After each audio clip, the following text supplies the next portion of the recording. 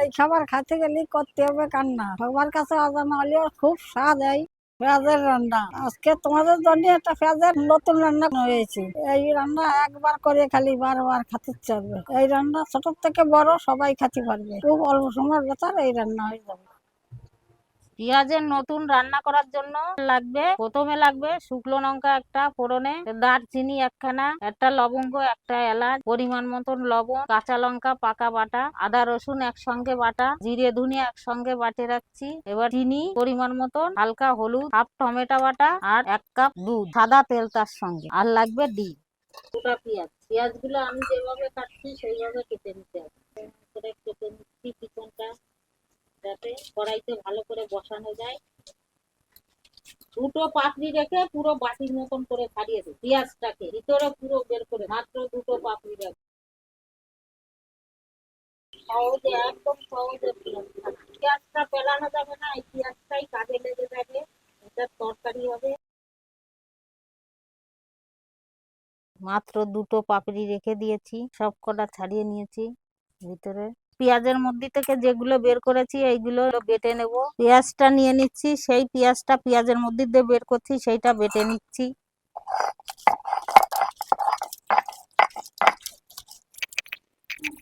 পেঁয়াজটা বাটা হয়ে গেছে, এবার পেঁয়াজটা তুলে নিচ্ছি বাটিতে। তুলে নিয়েছি, এবার উনুন ধরিয়ে দেবো। কড়াই বসিয়ে দিয়েছি, এদিকে কড়াই গরম হতে হতে ওদিকে ডিমটা ভেঙে নেব।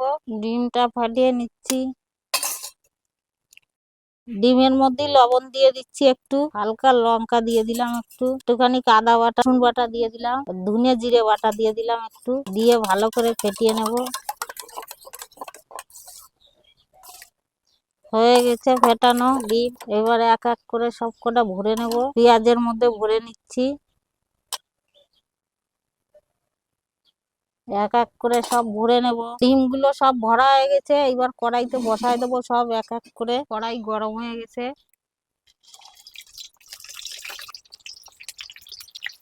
ঢাকনাটা দিয়ে দিচ্ছি 10 মিনিটের জন্য। আস্তে আস্তে জাল হবে, নালে পেঁয়াজটা পুড়ে যাবে। ঢাকনা তুলে দেখছি হয়েছে নাকি, আর একটু হবে। এই উল্টে নিলাম, কিছুটা উল্টে দিচ্ছি। এইগুলো হয়ে গেছে, সব পেঁয়াজ হয়ে গেছে, পেঁয়াজগুলো সব ভাজা। শুকনো লঙ্কা, দারচিনি, লবঙ্গ, এলাচ দিয়ে দিলাম ফোড়নে, লাল লাল করে ভাজা হবে। তারপরে মশলাগুলো দিয়ে দেবো। পেঁয়াজ বাটা দিয়ে দিচ্ছি, লঙ্কা বাটা দিয়ে দিলাম, আদা রসুন দিয়ে দিচ্ছি, জিরে বাটা ধনে বাটা দিয়ে দিচ্ছি। দিয়ে এবার ভালো করে নাড়িয়ে ছাড়িয়ে ভালো করে কষিয়ে নেব। টমেটো বাটাটাও দিয়ে দিলাম।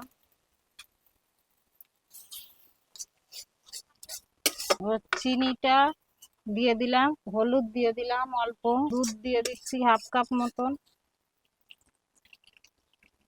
এটাই পেঁয়াজের ঝোল হবে। এটা ভালো করে নাড়িয়ে সাড়িয়ে কষিয়ে নিচ্ছি, তারপরে হালকা জল দিয়ে ঢাকা দিয়ে দেব। আমাদের মশলা কষানো হয়ে গেছে, পেঁয়াজগুলো দিয়ে নাড়িয়ে চাড়িয়ে নামিয়ে দেবো।